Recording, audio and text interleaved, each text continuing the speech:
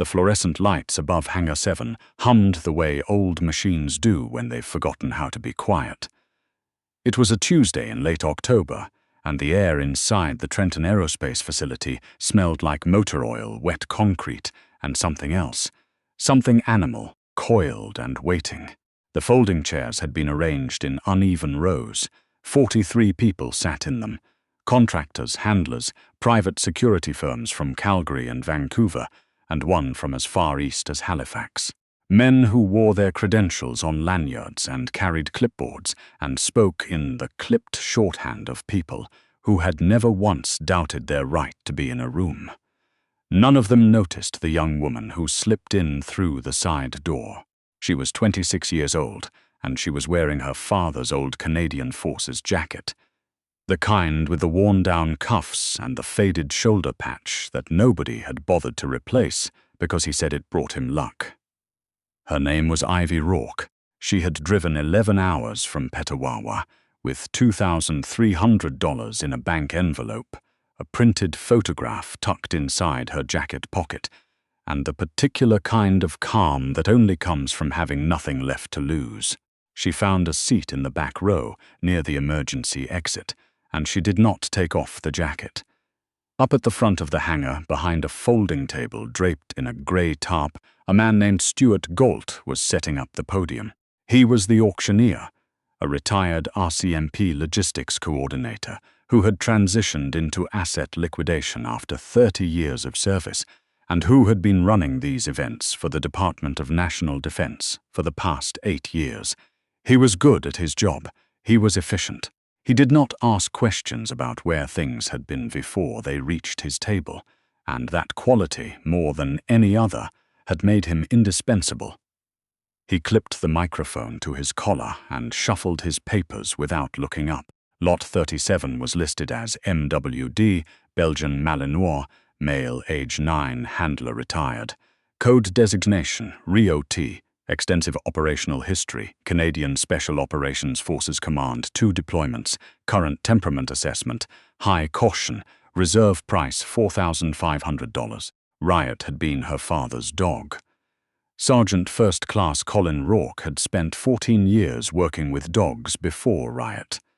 He had trained labs and shepherds, and one extraordinarily stubborn Rottweiler cross that washed out of the program after 3 weeks, and ended up becoming the base commander's personal pet. He had a reputation in the program, not for being the loudest or the most decorated, but for being patient. He could sit with a dog that nobody else could reach and just wait. An hour, 2 hours, however long it took. The other handlers used to joke that Colin Rourke didn't train dogs so much as he convinced them. Riot had come to him in 2017, a 9-month-old Malinois with eyes that tracked every movement in a room and a drive so high that 2 previous handlers had requested reassignment within a week. He was not a mean dog. He was an absolute dog in the way that certain things are absolute. A storm system, a mathematical proof, a piece of music that refuses to resolve. He needed a purpose the way lungs need air, and until he found Colin, nobody had been able to give him one that was big enough. Colin had. They were deployed twice, both times to regions that don't appear on the itineraries of civilian travelers. They came home from the first deployment with a commendation Ivy was not allowed to know the details of. They came home from the second deployment in the winter of 2022, but only one of them came home whole. Colin Rourke was medevaced out of an unnamed forward operating base on a Wednesday morning. He died the following Friday in a hospital in Germany with a Canadian flag folded on the bedside table and a chaplain he had never met reading words he would have found embarrassing. He was 47 years old. He had a daughter in Petawawa, a sister in Thunder Bay, and a dog on a military base in Trenton who spent the first 3 days after Colin's death refusing to eat.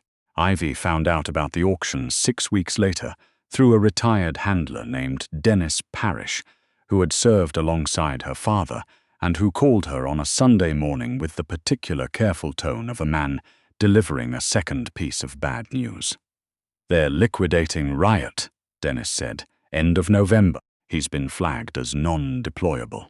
Too old, they said, and his last assessment came back. Difficult. A pause. That's the word they used. Difficult. Ivy stood in her kitchen in Petawawa, with a mug of tea going cold in her hand and the November light coming grey and flat through the window above the sink. "How much?" she asked. "Reserves 4,500. You're not going to get him for that." "How much do I have?" Dennis was quiet for a moment. "Ivy, I'm asking seriously. I know you are. That's what worries me." She had $2,300 in savings, most of it set aside for a car repair she'd been putting off since August. She had a part-time job at a vet clinic in town and a second job doing bookkeeping for a farm supply business on Thursday evenings. She had a photograph of her father and Riot taken somewhere hot and beige and unnamed, the two of them squinting into direct sunlight, Riot's ears perfectly vertical, her father's hand resting on the top of the dog's head with the casual ease of someone touching something they trust completely. She drove to Trenton on a Monday. She arrived before the doors opened. The hangar had been split into sections.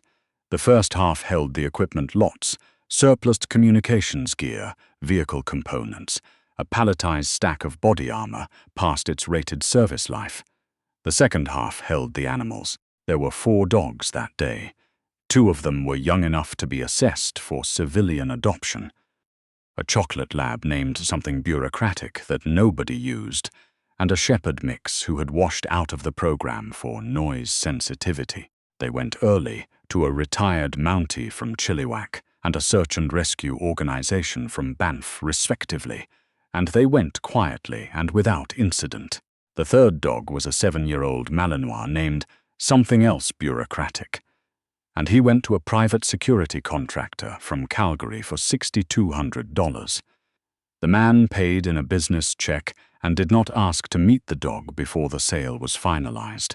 Ivy watched that transaction from the back row and felt something she could not name settle into the bones of her chest. Then they brought out Riot. He came through the side door on 2 catch poles, because that was what it took. 2 handlers, both of them experienced, both of them leaning back against the resistance of an 80-pound dog who moved like something controlled from the inside by a force that had never learned the word stop. He was brindle dark across the back, lighter at the chest, and there was a scar that ran from his left shoulder blade to mid-rib cage that Ivy had seen in photographs but never in person. He was wearing a muzzle, the heavy-duty nylon kind, not the basket kind, and his eyes were scanning the room in continuous flat arcs, cataloguing, assessing, looking for the thing that was not yet there. He did not look old. He looked like something that had been running for 9 years and had not yet found the right reason to stop. The room shifted. 43 people leaned back, almost in unison, the collective unconscious response of a group of adults to the presence of something that reminded them, at a level below language, that they were made of soft tissue. Stuart Gould adjusted his microphone. "Lot 37, he said, in the professionally neutral voice of someone who had learned not to editorialize. "Belgian Malinois, male, 9 years. CAN SOFCOM operational history, 2 deployments. Handler retired as of September of this year. Current assessment, high caution. We'll open bidding at 4,500. Silence. Not the polite silence of a room waiting for someone else to go first. The specific silence of 43 people looking at a dog on 2 catch poles and performing a rapid private calculation about liability. Ivy raised her hand. 2,300, she said. Heads turned. She had not stood up. She sat in the back row in her father's jacket, with her hand raised and her voice entirely level, and the bank envelope with $2,300 in it sitting in her lap. Stuart Galt looked at her over the rim of his reading glasses. "Miss," he said, not unkindly, "the reserve is 4,500. "I heard you," Ivy said. "I'm making a bid." A man 3 rows ahead of her turned around, large, somewhere in his 50s, wearing a Carhartt jacket with a security firm logo on the chest. He looked at her the way people look at a wrong answer. "That's not how reserves work, sweetheart." Ivy did not look at him. One of the handlers at the front, the one on the left catch pole, was a woman named Sergeant Lena Chu, and she had been doing this job for 11 years.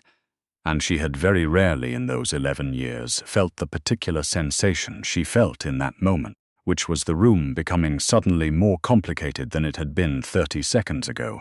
Riot was still scanning, but something in his movement had changed almost imperceptibly. The continuous flat arcs of his gaze had slowed. He was looking at something. "Is there a bid at 45? Stuart Galt asked the room. No hands. 4,000? Nothing. He cleared his throat. "Folks, I'll remind you, this is a CANSOFCOM working dog with 2 combat deployments and a Silver Star equivalent citation. The reserve reflects his operational history. We'll open at 4,000. The man in the Carhartt jacket uncrossed his arms. 4,000, he said without looking up from his phone. 4,000 to the gentleman in row 4. Do I hear 4,500? Nothing. Going at 4,000. Do I hear? Riot, Ivy said. She had not meant to say it that way. She had meant to raise her hand again, to say something procedural, to try once more with the money she had. But the word came out instead. Just his name, said the way her father had said it. In the video she had watched 400 times, the training footage that had been included in the package of her father's personal effects, 37 seconds of grainy base camera footage in which Colin Rourke crouched down and said his dog's name in exactly that tone, and Riot had come to him like gravity. The hangar went quiet. Not the earlier quiet, something else. The quality of silence that happens when a room of 43 people all stop breathing at the same moment without meaning to. Riot had stopped moving. Both catchpoles went slack. The handler on the left, Sergeant Lena Chu, took a careful half-step back. In 11 years, she had never felt a catchpole go slack like that, not with a high-caution dog in an active assessment. She looked at her colleague. Her colleague looked at the dog. Riot was sitting. He had not been given a command. He had not been pushed or pulled or directed in any way. He was sitting the way dogs sit when they have found the place where they are supposed to be, weight settled, head up, eyes forward. His gaze had located Ivy Rourke in the back row of a hangar in Trenton, Ontario, and it had not moved. Stuart Galt took off his reading glasses. The man in the Carhartt jacket had put down his phone. Ivy stood up.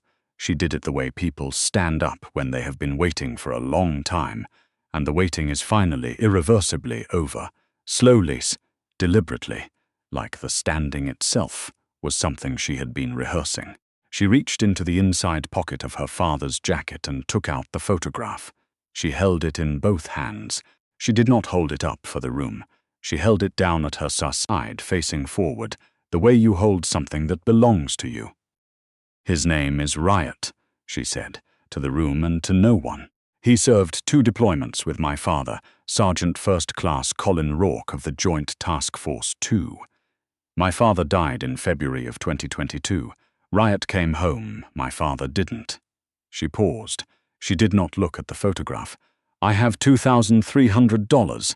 That's every dollar I have. I'm asking this room to let me take him home." The Carhartt jacket man turned around in his seat and looked at her for a long moment. He withdrew his bid. He did it quietly, without theatrics. He simply caught Stuart Galt's eye and gave a small shake of his head, and Stuart Galt, who had been doing this for 8 years and who had never once editorialized, looked down at his papers and said nothing for 4 full seconds, which was 4 seconds longer than he had ever said nothing before. 2,300, he said finally into the microphone, in the same professionally neutral voice. "I have $2,300 from." He looked up. "What's your name, miss?" "Ivy Rourke," she said. Something moved through the room. Not a sound. A current, the kind that moves through a group of people when they all understand something at the same moment. 2,300 to Ivy Rourke, Stuart Galt said. "Going once." Nobody moved. "Going twice." The fluorescent lights hummed. "Sold."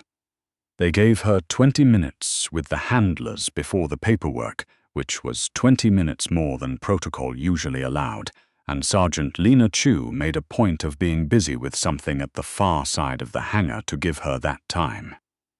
Ivy walked to the front of the room slowly. The catch poles were still attached to Riot's collar. Both handlers held them, though loosely now, the way you hold a rope that you know is not going anywhere. She stopped 4 feet away from him. He was watching her. His ears, large, mobile, set high, were angled forward. His breathing had changed. His whole posture had changed. He was not the dog who had come through the side door on 2 catch poles, bristling and scanning and radiating the particular energy of something that had been waiting so long for something it recognized that it had nearly forgotten what recognition felt like. He was waiting. Ivy crouched down to his level. She reached into her pocket, slowly, letting him see her hand move, and she took out the photograph. She set it on the concrete floor between them. It was a small gesture, and a strange one, and it made no procedural sense, but she did it anyway, because there was nothing procedural left to do, and this was what she had, and sometimes what you have is the truth of a thing rather than the form of it. Riot looked at the photograph. His nose lowered. One long, deliberate inhale. His tail moved. Not the frantic wag of an excited dog, the slow, controlled swing of a dog who is not surprised, exactly, but who has been given a confirmation it had stopped expecting. "Hey, Riot," Ivy said softly. "I'm Colin's girl." She reached out her hand, palm up, the way her father had taught her when she was 9 years old, standing in a yard in Petawawa, while a young dog who hadn't yet learned his name circled them both at a distance. "Let them come to you," her father had said. "Don't reach for them. Open your hand and give them the choice." Riot leaned forward and pressed his nose into her palm. Behind her, Sergeant Lena Chu had stopped pretending to be busy with something at the far side of the hangar. She was standing still, holding her clipboard, not writing anything on it. The contractor from Calgary, who had come for a different dog and was waiting near the exit for his paperwork, had also stopped moving. 43 people, or most of them, were watching a young woman in an old Canadian Forces jacket crouch in the middle of a hangar floor in Trenton, Ontario, and let a military working dog make his own decision about who she was. He made it. The paperwork took longer than expected because nobody at the Department of National Defense had anticipated needing a protocol for a scenario in which a deceased handler's daughter showed up to a liquidation auction and the high-caution animal in question immediately sat down and behaved like a completely different dog. Sergeant Lena Chu made 4 phone calls. Stuart Galt made 2. An officer named Major Hadfield reached by phone from an office in Ottawa, asked 3 questions, listened to the answers, and then said, in the tone of someone choosing not to fight a thing that has already decided to happen, "Process the transfer." The formal transfer paperwork listed Riot as MWD, retired.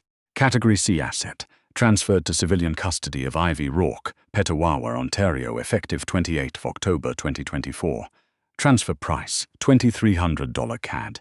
Ivy signed it at the folding table with a pen someone had handed her, and a counter that smelled like burned coffee, and when she was done, she looked up and found that Dennis Parrish was standing near the side door. She had not known he was there. He was a big man, Dennis, the kind of big that comes from decades of physical work rather than a gym, and he was holding his hat in both hands the way people hold hats at funerals, and he was not entirely successful at keeping his face neutral. "Your dad," he started, and then stopped and started again. "Your dad would have," he shook his head. "He would have called you stubborn." "He did call me stubborn," Ivy said. "Every time." Dennis laughed, short and rough, the way veterans laugh at things that aren't entirely funny. He looked at Riot, who was sitting at Ivy's left heel, not because he had been commanded to, but because he had decided to, which was a different thing entirely, and everyone in the room understood the difference.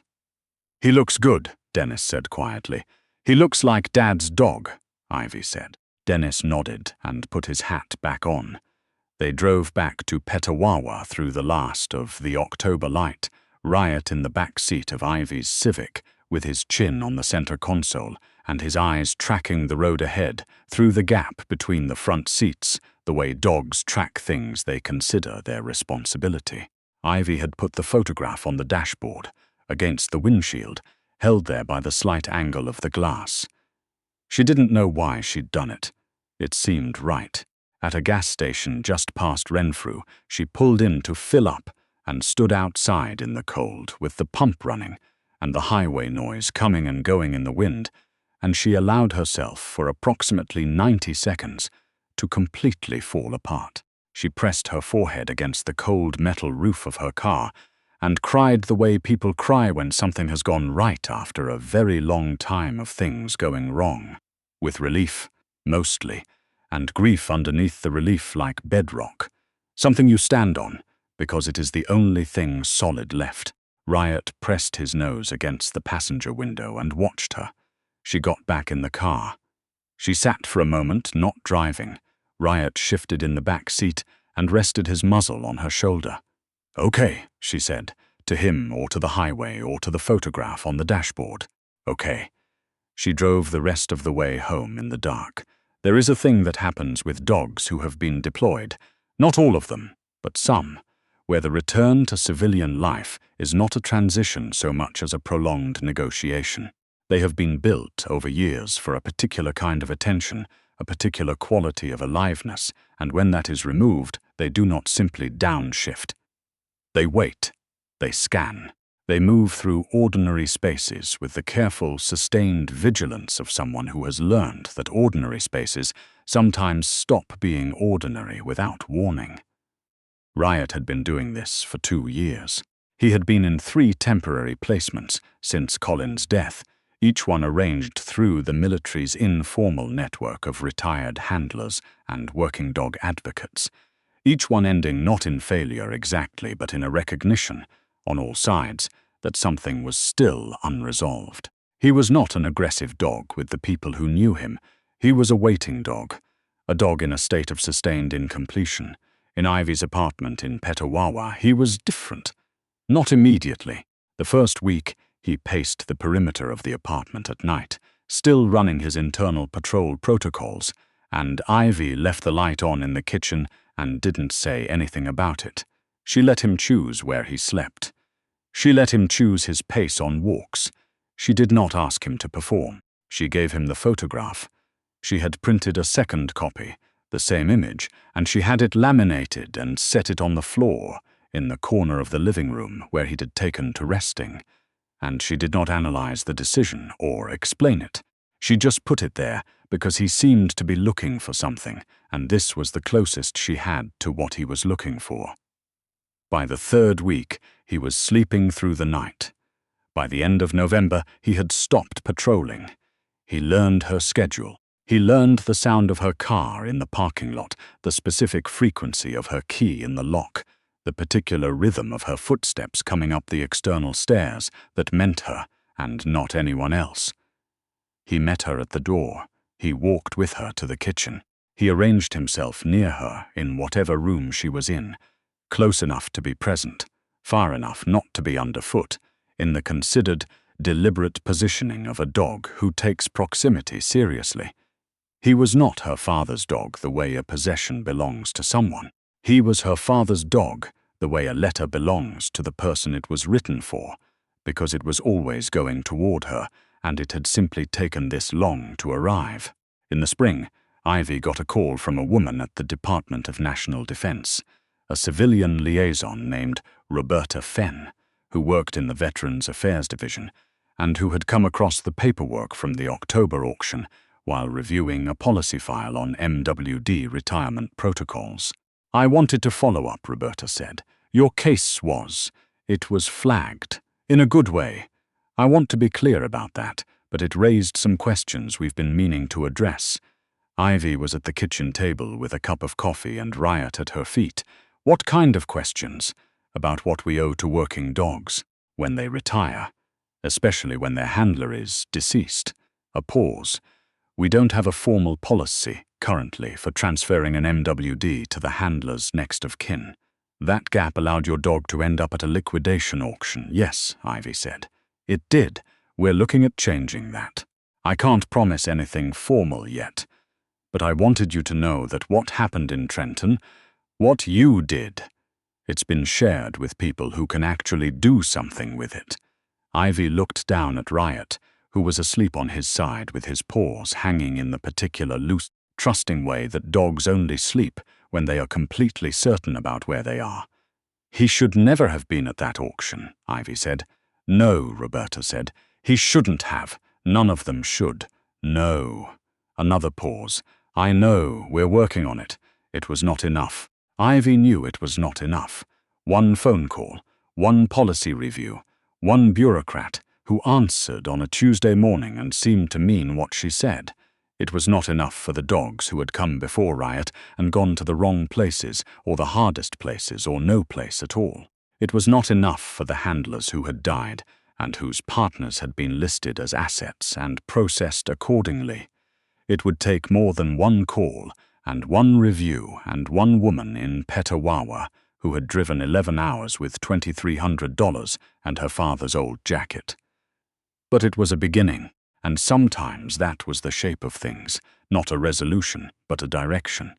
Not a closed door, but a room that had finally been entered.